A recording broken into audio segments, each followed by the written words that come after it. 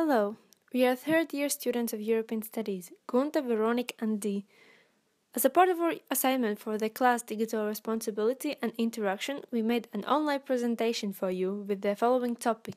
What are the networks that have been added to mixed economy compared to the both market and state-based economies?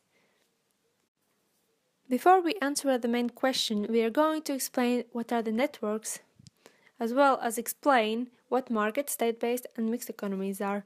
After that, we will tell you what kinds of networks do market economies and state-based economies have. And finally, we will answer the question of what exactly are the networks that have been added to mixed economy. In this part, I will explain you what exactly are networks. According to slides of our first class, networks are a mode of organization of complex systems in nature and society. Moreover, these are usually social or media networks that has appeared fairly recently due to the development of new technologies. These networks can be found in individual, group and societal level.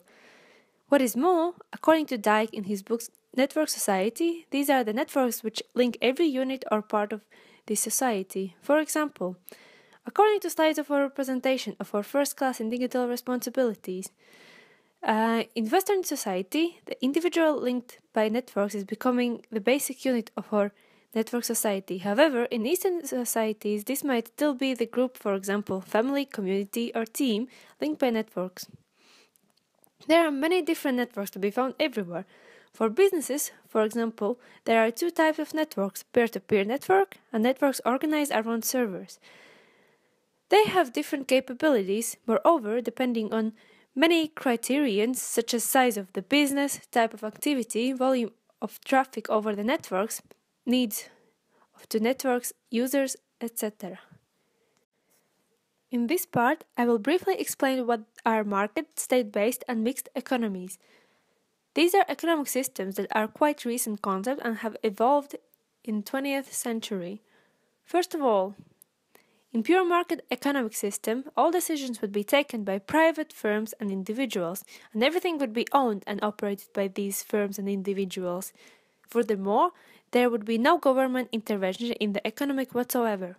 However, in practice, even the governments usually involve themselves in the implementation of certain laws and certain public services. It is often argued that the US is having a free market economy because most businesses are left to private enterprise. However, even in the US, the government spends about 35% of GDP for economy. Second of all, in pure state-based economic system, the government would control all major aspects of the economy and economic production. It would be the government that decides what to produce, how to produce, and how to distribute goods and services within this economy. This economic system is often associated with the political system of communism and Soviet Union. Finally, in mixed economy, part of the economy is left to the free market and part of it is run by the government. Mixed economies start from the basis of allowing private sector to run most business. However, the government intervenes in certain areas of the economy, such as regulation, taxation, subsidy or state support for goods and services, as well as spending money on public services. Nowadays, most economies are mixed. However, the degree of the state intervention varies from one to other. More will be talked about this in part 3 and 4. In this part, I will describe the table which highlights 6 aspects of networks in 2 types of economic systems. These aspects are interrelated and they describe how the networks go from simple, centralized and totally planned to a system of decentralized planning, where the firms' individual plans are isolated from each other, which tends to cause them to collide. Moreover, in the planned networks, the interaction in the relationships is never arranged at low intensity. That is, few of the firm's activities are actually adapted to specific counterparts. However, the planning affects not only the interaction in the relationships, but also the dynamics and changes that take place in the planned networks. In planned networks, change and interaction are often separated in time and space. The reason for this is that the firms in relationships interact while change usually is initiated from authorities that are remote from the relationships. This means that changes which the authorities begin often are very big and have an extensive effect on the firms. However, often distant from the daily operations at the firms. The firms, on the other hand, do not have any incentive to change the interaction because they are not rewarded if the interaction becomes more efficient. As the centralized and total planning of the networks are replaced by decentralized planning, the collision of plans tends first to mean radical changes, and later that interaction and change begin to merge and become more integrated. Changes then spring from the interaction within the relationships rather than coming as a result of initiatives from the authorities. As the transition ends, it is likely that the firms begin to match with plans. The planning is still decentralized but no longer performed in isolation. Rather, it is conducted as a mutual activity. Typically, the planning is also slack, and the plans provide a flexibility that the thought planning does not inhibit. The flexibility is necessary as it makes the relationships less vulnerable to disturbing elements from the surrounding networks. The flexibility is also necessary as the plans now concern and integrate a much wider interaction that is usually performed with a higher intensity than in the planned and transition networks. Altogether, this development is characterized by a movement from fragmented relationships and static networks via turbulent relationships and networks during the transition period to integrate relationships in stable networks. Owing to the integration and stability and to the decentralized planning, change separated from interaction is difficult to make.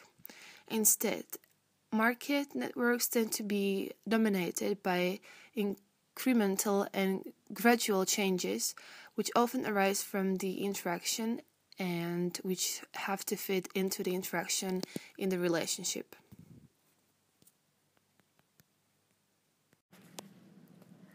In this part, I would like to talk about networks that have been added to the mixed economy. The mixed economy was one of the three main economic systems.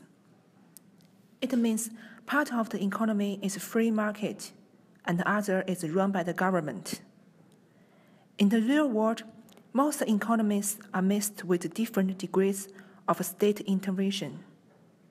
For example, according to Economics Help website, the share of government spending as a percentage of GDP in Iceland is 57%.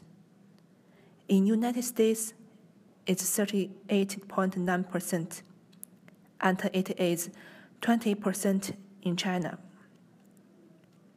In the mixed economy, it allows private enterprise to run most business, but the government has the intervening in certain areas of the economy. For instance, Chinese government controls the financial resource of the country because the financial resource is the central area of the economy in China. As we can see, the mixed economy is a mixture of market and hierarchy as forms of organization. Therefore, some believe networks are some kind of a mixture of marketers and hierarchies as well. However, there is a different opinion. According to Powell in Network Society book, others see them as a unique and independent organizational form added to the hierarchies and marketers. In the 21st century, the networks as an organizational form added to the mixed economy. According to Yang in Network Society book, it means superior logistics and adaptive capacity to the environment are the main contributions to the mixed economy. In addition, there are more cooperation between producers and consumers in the network economy. The organizational form networks had less hierarchical more decentralized, and it is more flexible than others. Compared to the state regulation, the network economy has more horizontal ways of control and coordination. Compared to market economy, the network economy has more social interests and less individual interests. In conclusion, networks charging enduring interaction, while markets care about one-time transaction.